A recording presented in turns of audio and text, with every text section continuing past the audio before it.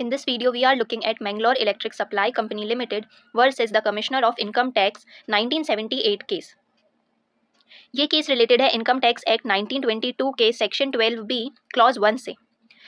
Section 12B clause 1 के according assessee को tax पे करना पड़ेगा कैपिटल गेन के अंदर किसी भी ऐसे प्रॉफिट या गेन के रिस्पेक्ट में जो कि उसे 31 मार्च 1956 के बाद हुए हैं, किसी भी कैपिटल एसेट के सेल, एक्सचेंज, रिलिंक्विशमेंट या ट्रांसफ़र की वजह से।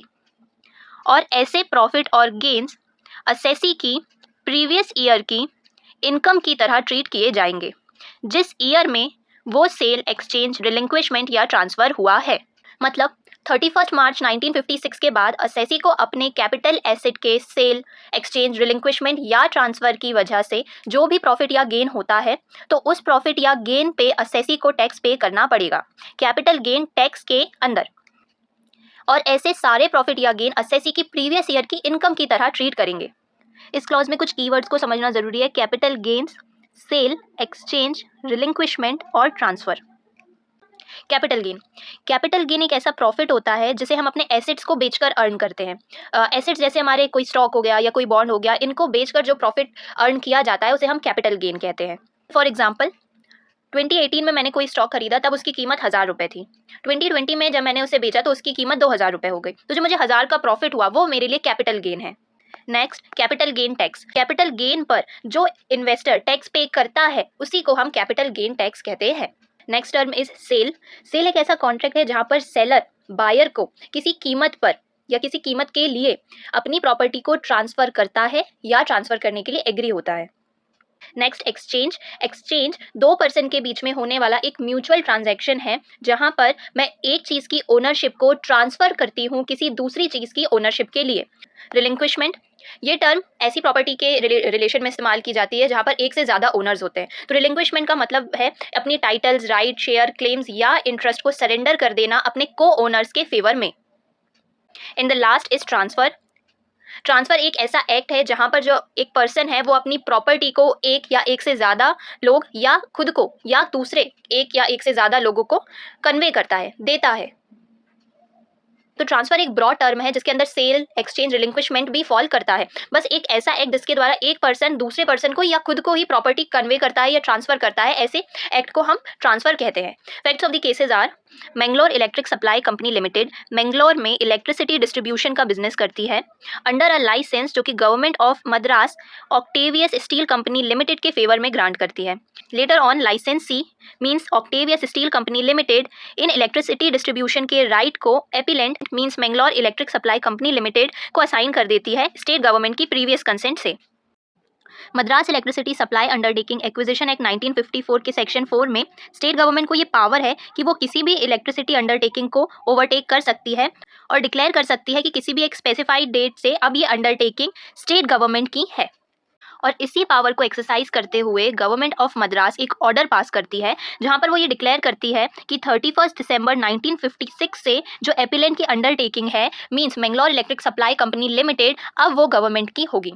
और अकॉर्डिंगली एपिलेंट की अंडरटेकिंग गवर्नमेंट एक्वायर कर लेती है और ये प्रॉपर्टी अब गवर्नमेंट की हो जाती है। एक्विजिशन एक्ट 1954 के सेक्शन 5 में ये प्रोविजन है कि जिस भी लाइसेंसी की अंडरटेकिंग गवर्नमेंट टेक ओवर करती है उस लाइसेंसी को कंपनसेशन देना होता है। तो अपिलेंट को भी इस सेक्शन 5 के अंदर कंपनसेशन मिलता है कुछ 18,42,312 रुपीज़ का और उसकी सारी प्रॉपर्टी इंक्लूडिंग उसके फिक्स्ड एसेट स्टेट गवर्नमेंट के हो जाते हैं।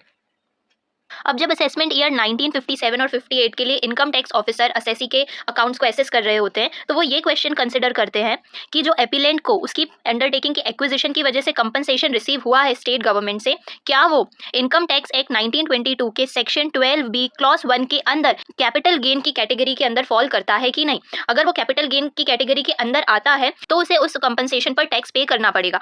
तो फिर इस क्वेश्चन को कंसिडर करने के बाद इनकम टैक्स ऑफिसर इस कंक्लूजन पर पहुंचते हैं कि जो फिक्स्ड एसेट की वैल्यू है लगभग 6,46,000, इस सम को डिडक्ट कर इसे माइनस कर बाकी बचा जो कंपनसेशन अमाउंट है अराउंड 11,95,000 का, ये कैपिटल गेन की कैटेगरी के अंदर लाई करता है। ये कैपिटल गेन है और इसीलिए टैक्स्ड करने के लिए लायबल है। तो ये फिक्स्ड एसेट की वैल्यू को माइनस कर कर जितना भी सम बचा है ये कैपिटल गेन के अंदर एज अ प्रॉफिट या गेन कंसिडर करते हैं और इस वजह से असेसी को लायबल ठहराते हैं कि उसे इस पर टैक्स देना पड़ेगा। फिर इस कंक्लूजन के against Mangalore electric supply company appellant assistant commissioner के सामने अपील करती हैं और ये कंटेंड करती हैं कि सेक्शन 12B1 के अंदर ट्रांसफर डेफिनेशन के अंदर उनकी प्रॉपर्टी का जो ये कंपलसरी एक्विजिशन हुआ है ये उस डेफिनेशन के अंदर लाई नहीं करता, ये ट्रांसफर की डेफिनेशन के अंदर नहीं आता सेक्शन 12B1 के अंदर, और इसीलिए ये कैपिटल गेन टैक्स के लिए लायबल नहीं है। लेकिन असिस्टेंट कमिश्नर इस आर्ग्यूमेंट को रिजेक्ट कर देते हैं और इनकम टैक्स ऑफिसर के डिसीजन को कंफर्म करते हैं। इसके बाद appellate income tax appellate tribunal में अपील करते हैं और वहां पर भी इस जजमेंट को फर्दर कंफर्म कर दिया जाता है। इसके बाद अपीलेंट की एप्लीकेशन पर ट्रिब्यूनल जो होता है वो इस मैटर को, इस क्वेश्चन को हाई कोर्ट को रेफर कर देता है, जहां पर ऑनरेबल हाई कोर्ट के सामने ये क्वेश्चन होता है कि इस केस के फैक्ट्स एंड सर्कमस्टेंसेस को देखकर असेसी के अंडरटेकिंग का जो कंपलसरी एक्विजिशन हुआ है Madras electricity supply undertaking acquisition act 1954 के अंदर, क्या वो इनकम टैक्स 1922 के सेक्शन 12B1 के स्कोप के अंदर लाई करता है कि नहीं, कैपिटल गेन की कैटेगरी में आता भी है या नहीं। अगर आता है तो फिर उसे वो टैक्स पे करना पड़ेगा और अगर वो उसके स्कोप के बाहर है तो फिर असेसी को टैक्स पे करना नहीं पड़ेगा। क्वेश्चंस इन इशू, यहाँ पर दो मेन क्वेश्चंस होते हैं। सबसे फर्स्ट, क्या वर्ड ट्रांसफर जो कि सेक्शन 12B1 में इनकम टैक्स एक्ट 1922 के अंदर आया है, क्या इस ट्रांसफर वर्ड में सिर्फ और सिर्फ वॉलेंटरी ट्रांसफर इंक्लूड है या फिर इसमें इनवॉलेंटरी ट्रांसफर को भी इंक्लूड किया गया है। और सेकंड क्वेश्चन यहाँ पर बहुत इंपॉर्टेंट है, whether the word transfer should be construed एडजस्टिव generis with the words sale, exchange and relinquishment. Meaning, क्या यहाँ पर एडजस्टिव जेनेरिस का रूल अप्लाई कर कर जो ट्रांसफर वर्ड है उन्हें दूसरे वर्ड्स सेल, एक्सचेंज और रिलिंक्विशमेंट के जैसे कंस्ट्रूड किया जाएगा या नहीं। एडजस्टिव जेनेरिस रूल, एडजस्टिव जेनेरिस एक लैटिन वर्ड है जिसका मतलब है of the same kind and nature, means same nature या सेम टाइप के। ये रूल स्टैट्यूट के इंटरप्रिटेशन से रिलेटेड है। इस रूल के अकॉर्डिंग यदि किसी एक्ट के प्रोविजन में बहुत सारे स्पेसिफिक वर्ड्स का इस्तेमाल किया है और उसके जस्ट बाद में एक जनरल वर्ड दे दिया है, तब आप उस चीज़ को कैसे इंटरप्रेट करेंगे इस चीज़ के बारे में बताया है। जैसे for example industrial dispute act के सेक्शन 2 के में ले ऑफ की डेफिनेशन दी गई है। इस डेफिनेशन के according lay off means the failure, refusal और inability of the employer on account of shortage of coal, power और raw materials, accumulation of stock or the breakdown of machinery or natural calamity or for any other connected reason to give employment to the workmen। यहाँ पर specific words coal, power, raw material, accumulation of stock, natural calamity, ये सारे इस्तेमाल किए गए और इनके just बाद में एक general phrase for any other connected reason इस्तेमाल किया है। तो ऐसे सर्कमस्टेंसेज में जब वहाँ पर एक स्पेसिफिक वर्ड्स है जिनका एक स्पेसिफिक मीनिंग है और उसके बाद एक फ्रेज है या एक ऐसा वर्ड है जिसका एक जनरल मतलब होता है, तो हम उस जनरल वर्ड का मतलब इन स्पेसिफिक वर्ड्स के बेसिस पर निकालते हैं। तो इनकम टैक्स एक्ट में जो ये सेक्शन 12B में प्रोविजन दिया है, यहाँ पर ट्रांसफर के पहले सेल, एक्सचेंज और रिलिंक्विशमेंट वर्ड्स भी दिए हैं जिनका अपना एक स्पेसिफिक मीनिंग है और ट्रांसफर एक जनरल टर्म है। तो यहाँ पर एडजस्टिव जेनेरिस रूल अप्लाई कर कर ट्रांसफर का मतलब हम सेल, एक्सचेंज और रिलिंक्विशमेंट के जो स्पेसिफिक मीनिंग है उस तक बस क्या सीमित रखेंगे या फिर ट्रांसफर का हम जनरल मीनिंग ही कंसिडर करेंगे। Arguments by appellant. Appellant argue करता है कि जो उसे अपनी इस अंडरटेकिंग या प्रॉपर्टी से डिप्राइव किया गया है स्टेट के द्वारा अपनी पावर्स को एक्सरसाइज करके, ये सेक्शन 12B1 के अंदर ट्रांसफर की डेफिनेशन के अंदर फॉल नहीं करता।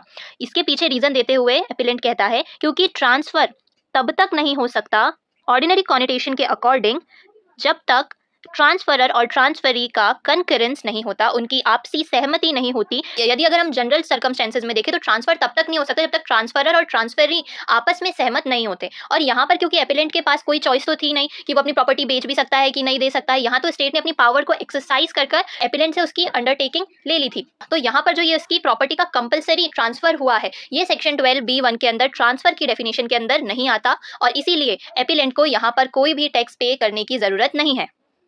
अपने इसी आर्ग्यूमेंट के जस्टिफिकेशन में एपिलेंट कहता है कि जो वर्ड ट्रांसफर है ये 3 अलग वर्ड सेल, एक्सचेंज और रिलिंक्विशमेंट के साथ यूज़ किया गया है और ये तीनों ही एक्ट वॉलेंटरी एक्ट्स होते हैं, जिसका मतलब ये है कि जो वर्ड ट्रांसफर जो एक general term in specific terms के जस्ट बाद में आई है, ये अपना मीनिंग इन 3 वर्ड्स के अकॉर्डिंग डिराइव करेगा। मतलब सेक्शन 12B में जो वर्ड ट्रांसफर यूज़ किया गया है वो सिर्फ और सिर्फ वॉलेंटरी ट्रांसफ़र के लिए यूज़ किया गया है। उसके अंदर सिर्फ और सिर्फ वॉलेंटरी ट्रांसफ़र इंक्लूड किए जा सकते हैं जो कंपलसरी एक्विजिशन असेसी की प्रॉपर्टी का हुआ है स्टेट की पावर्स को यूज करते हुए, वो एक इनवॉलेंटरी ट्रांजैक्शन है और वो इसीलिए इस सेक्शन के डेफिनेशन ट्रांसफर के अंदर लाई नहीं करता। Judgement.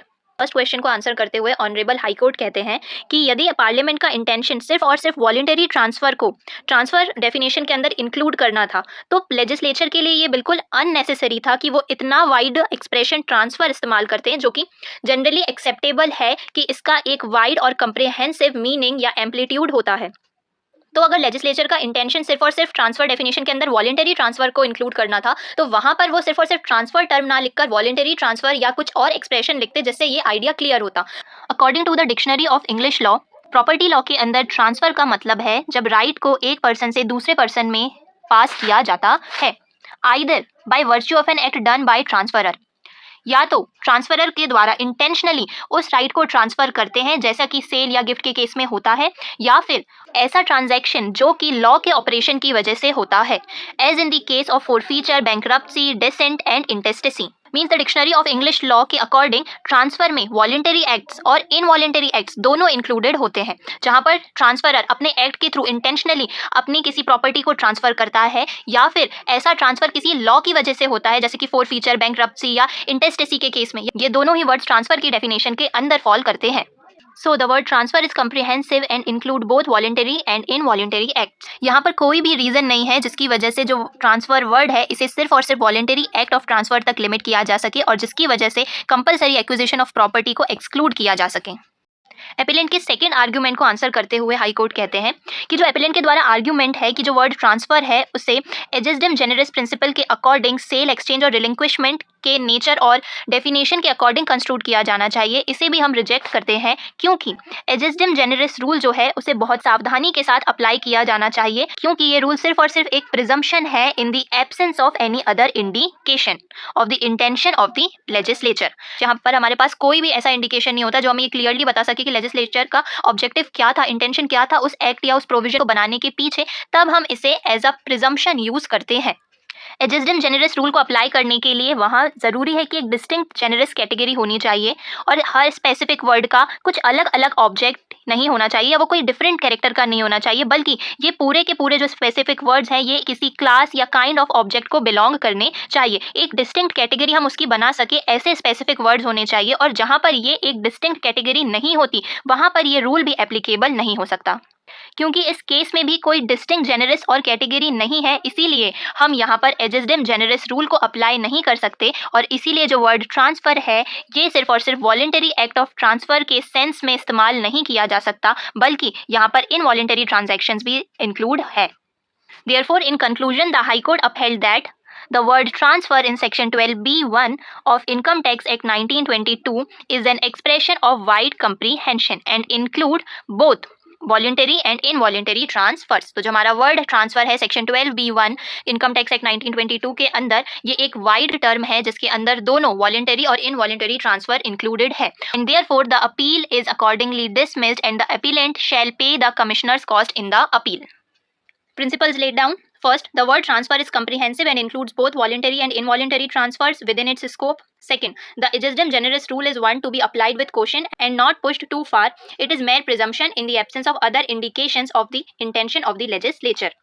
And the last principle, to invoke the application of the ageisdem generis rule, there must be a distinct genus or category. The specific words must apply not to different objects of the widely different character, but to something which can be called a class or kind of objects. Where this is lacking, the rule cannot apply.